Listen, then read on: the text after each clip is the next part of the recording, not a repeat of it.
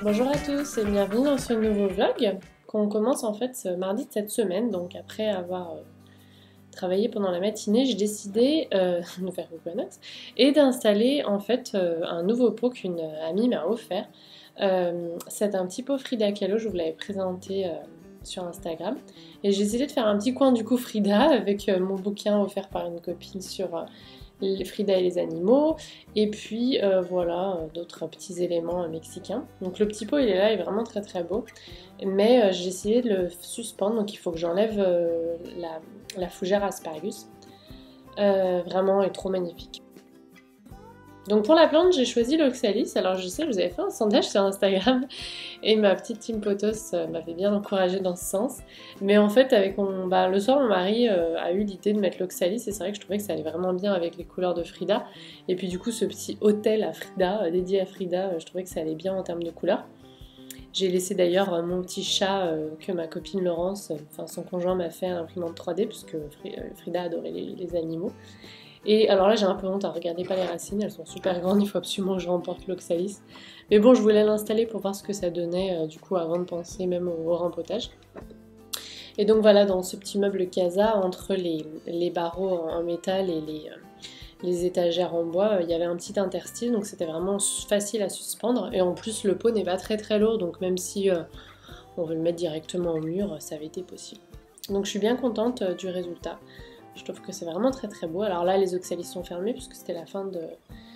J'avais baissé plutôt tous les volets le matin, ça cogne pas mal en ce moment. Cette semaine, il faisait vraiment chaud. Et puis voilà, j'ai mis mes petits crânes du coup mexicains, une petite carte postale et mes livres. Ça fait vraiment un hôtel juste pour Frida.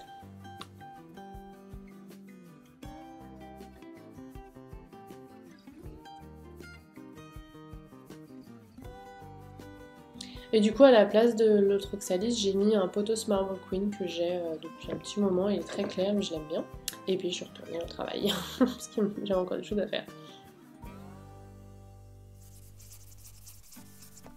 Mercredi, je voulais vous montrer des petites nouvelles de mon petit bouquet d'œillets qui commence à tous s'ouvrir. Je suis trop contente, c'est vraiment magnifique ces couleurs. J'ai encore deux trois boutons, donc ça va continuer à me faire quelques surprises, mais vraiment, je trouve ça vraiment très beau, ça égaye beaucoup la maison. Je voulais aussi vous montrer mes nouvelles fleurs de Oya. Donc mon Oya Bella, ça faisait au moins 6 mois qu'il n'avait pas fleuri, donc je suis tellement contente. J'ai partagé, pour ceux qui me suivent sur Instagram, un petit peu l'avancée des boutons et de la hampe florale.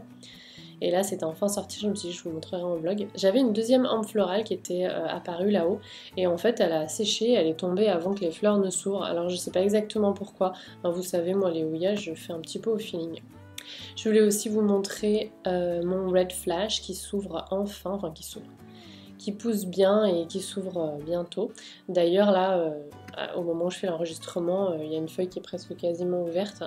Et je vais vous faire une vidéo en fait du coup sur comment j'entretiens mes caladiums, du coup maintenant qu'ils sont tous sortis, comment je vais les rempoter, etc. Pour certains, parce que je ne vais pas tous les rempoter. Je vous fais ça bientôt, enfin ce week-end je pense, et ça sera en ligne du coup la semaine prochaine.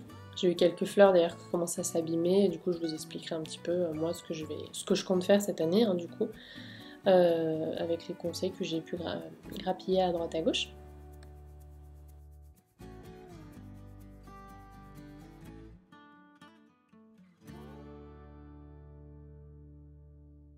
Ensuite, je voulais vous montrer un petit béguin en tricot que j'ai commandé donc pour un futur bébé.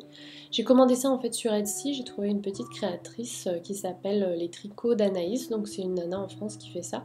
Sur Etsy, moi je mets l'option que des vendeurs en France. Et en fait, j'ai acheté un petit béguin parce que en laine, parce qu'à l'arrivée du bébé, parfois on achète un joli bonnet et des fois il s'avère soit trop petit, soit trop grand. Et on se retrouve parfois avec les photos de naissance avec le bonnet de la maternité. Donc je me suis dit que ça serait une bonne alternative. Et là, il était vraiment trop joli. Il est un petit peu moucheté, je sais pas si vous voyez. Enfin, je connais pas ce point de crochet parce que ce point de tricot. Parce que moi, je fais surtout du crochet. Et voilà, on met sa tête et puis on serre avec la petite ficelle. Donc c'est un petit peu plus, on a un petit peu plus de marge, on va dire, en termes de diamètre du crâne du bébé. Et voilà, ça tient bien au chaud pour les premiers temps.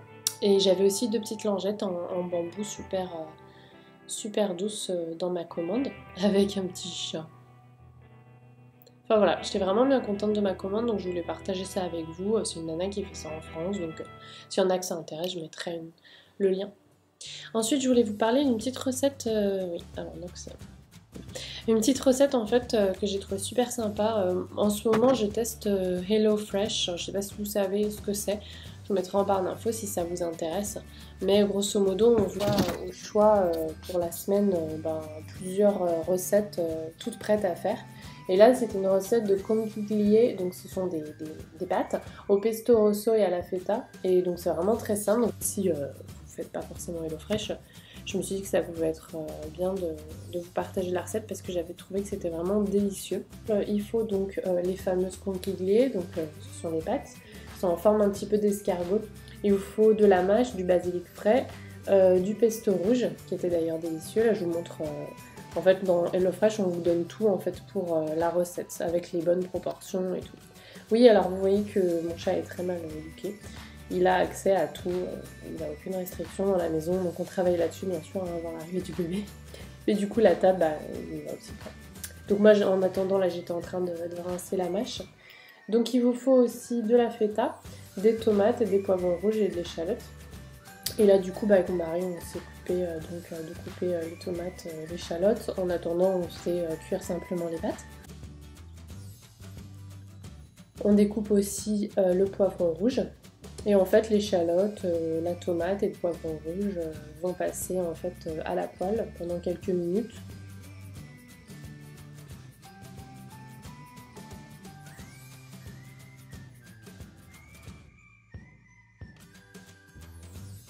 Ensuite, il faut cisailler donc le basilic et feta.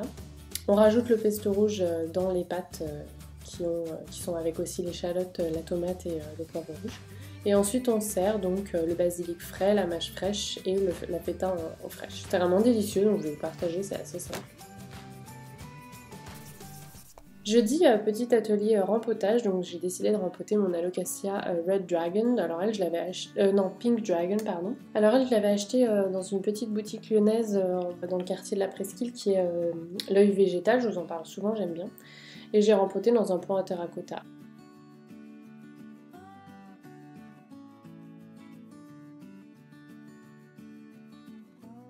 Alors j'ai mis un petit textile géotextile là au fond pour le trou, comme ça l'eau peut s'évacuer mais pas tout le terreau à chaque fois que je soulève la coupelle.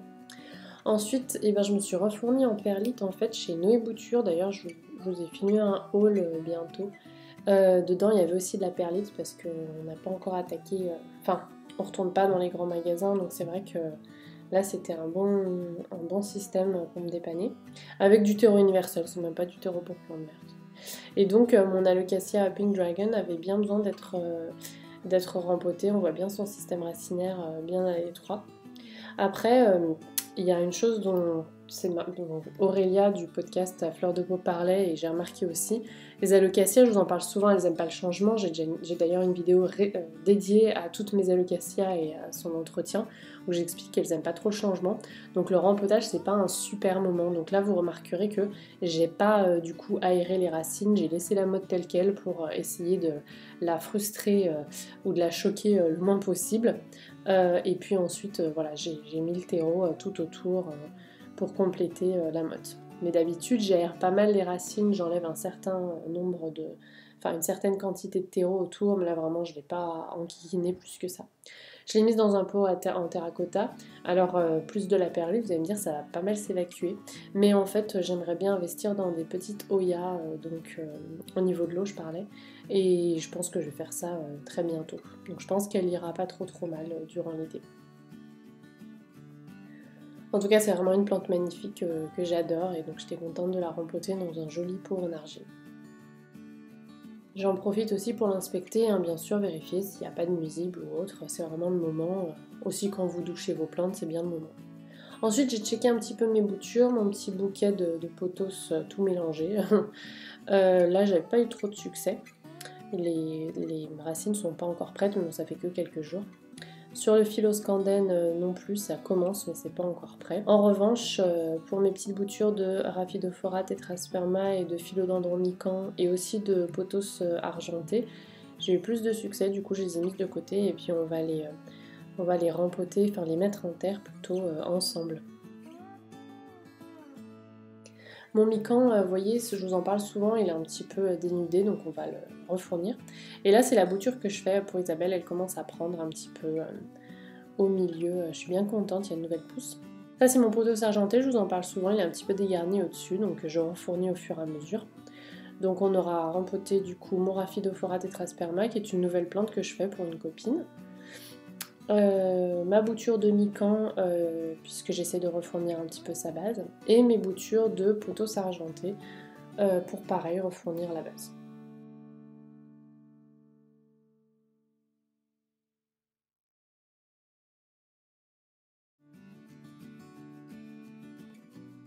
Donc quand je remets en terre là sur toutes les plantes, hein, c'est le même principe, je fais simplement attention de faire un trou assez gros pour ne pas casser les nouvelles racines toutes blanches et les mettre suffisamment en terre. Donc il faut que le trou soit quand même assez gros pour pas avoir besoin de forcer sur les racines parce qu'elles sont quand même fragiles, elles peuvent casser facilement.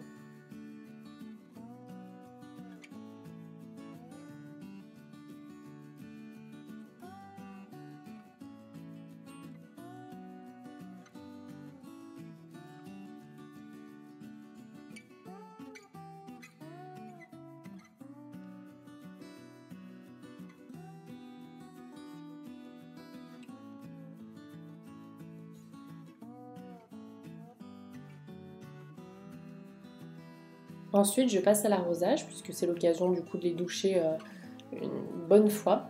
Donc autant quand on rempote comme la Leucasia, pour que les deux terreaux fusionnent entre eux, que sur mes petits pots où j'ai fait des petites boutures, puisque je vous rappelle que la tige en bouture est à l'habitude de l'eau, donc il faut faire la transition. Donc c'est bien d'avoir un terreau plutôt bien mouillé pour faire la transition de l'eau au milieu semi-humide.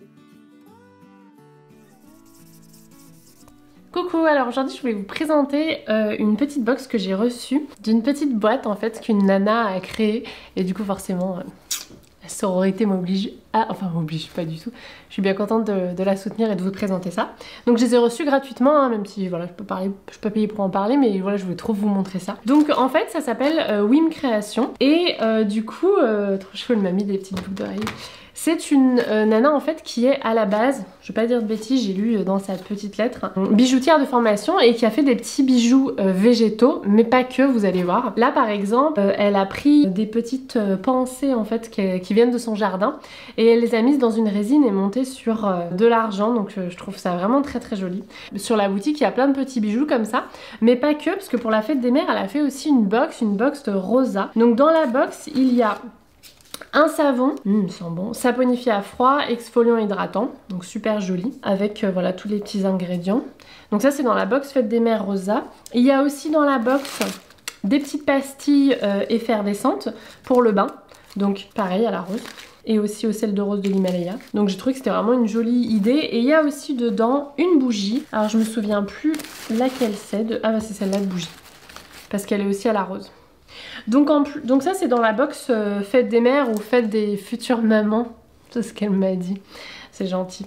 Et alors en plus les deux là sont sans huile essentielle, donc pas de danger pendant la grossesse si c'est le cas, si c'est un cadeau que vous faites à une future maman.